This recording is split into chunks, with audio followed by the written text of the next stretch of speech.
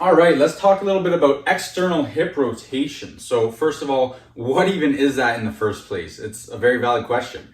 So external hip rotation is when the femur is rotating outwards or externally in the pelvis, or vice versa. The pelvis can be moving around the head of the femur as well. But if you see that action, even though it looks like my leg's kind of going inwards, if you pay attention to the femur itself is rotating externally or outwards. So why should improving your ability to externally rotate the hip matter to you at all? What value does it have to offer you? Well, first and foremost, just having greater rotation capacities within the hip capsule creates much more space and will go a very far way in regards to your joint health and longevity, your ability to do things for a longer period of time without having any issues pop up, because usually compensations will occur when there is a lack of rotation, whether it be internal or external. We start to compensate with other areas and put excessive load and force on different areas of our body because we do not have the rotational capacities in the hip to actually use the proper muscles and do things efficiently. Now, when it comes to performance, there are many different skills and movements that require external rotation in the hips. But given that I think the majority of you watching this are probably martial artists, I think the easiest example to understand would be the application of jiu-jitsu, right? If you want a lot of dexterity in your guard to prevent people from passing it, or if you want to lock up a triangle with ease and improve your ability to squeeze and generate force in that position, that's all external rotation of the hips, and not only having the range of motion to get there in the first place, but the strength to utilize that range of motion. So I'm going to provide you with a quick little routine that you can use to help develop greater external rotation capacities in your hips. It's going to be performed as a superset. So we're going to start with an exercise called the active external hip rotation, and then we're going to follow that up with a piriformis stretch. So we're going to do the exercise on both legs first, then we're going to follow that with the stretch, and we're going to repeat that as a superset for 3 to 5 sets. I'll write out a prescription that is generally recommended in the description of this video. So for our active external hip rotation, what we're going to do to start and get into position is enter a fully side lying position. So our body is nice and straight and aligned. We want the shoulders, hips, and feet all to be in alignment with each other, so our body is in as straight of a line as we can possibly get it. And then from here, we're going to bring our supporting leg so that the foot is out in front, and we're going to maintain this alignment at the knee and just bend the knee into a 90-degree angle. So it'll look something like this.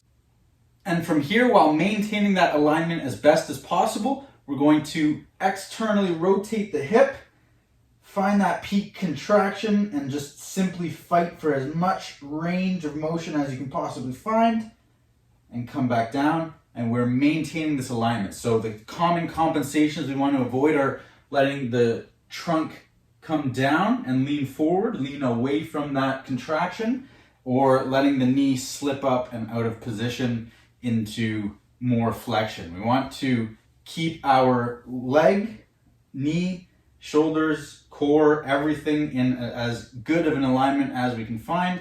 And we want all the contraction to happen at the hips. And you should feel a nice crampy type sensation if you are doing this right. If you need to regress the position, we can come down onto our side just like this, so we're flat against the floor, and that will make it a little easier to find that external rotation contraction. And if we want to progress our position and put ourselves deeper into the end range, we can bring ourselves into a more upright body position, which will place us in more hip adduction, and that will make it much harder to find that lift off and to activate the muscles. Okay, so that is your progression. That's how we can progressively overload the contractions as you get stronger and expand your range of strength. Now there's a few ways that we can perform this movement. We can either do isometric holds, holding that contraction isometrically and maxing out our range as much as possible. We can move through it for repetitions like this, trying to find that peak contraction and maximize your range at the top of every rep.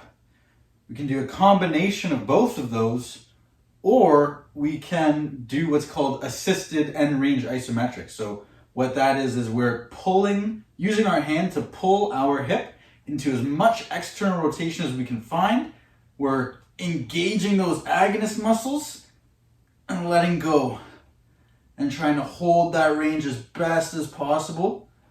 And then we can either relax, perform those for repetitions, or just max out those isometric holds. Now for the piriformis stretch, we're gonna wanna start from a 90-90 position. We're gonna wanna kick that rear leg back, and while maintaining this front leg position, so we want the femur pointing forward, 90-degree angle at the knee joint here. We're gonna internally rotate the hip and come into the stretch without compromising the position. So we don't want the femur going way off to the side, so it's pointing on an angle. We don't want to compromise this 90-degree angle.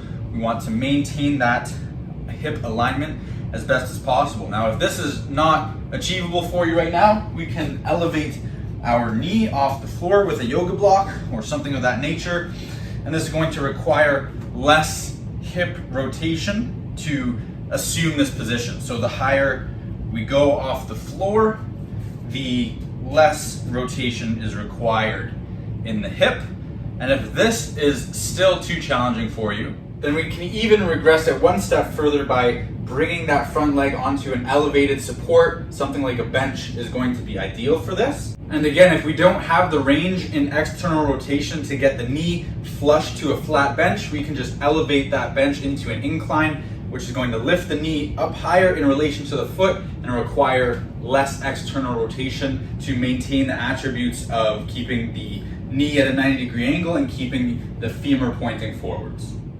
If you need a bit more of an in-depth breakdown on the piriformis stretch, if there's anything that you're struggling with, I do have a video on my channel that I created specifically for that stretch. So I'll link that in the description so that you have access to it if you need it.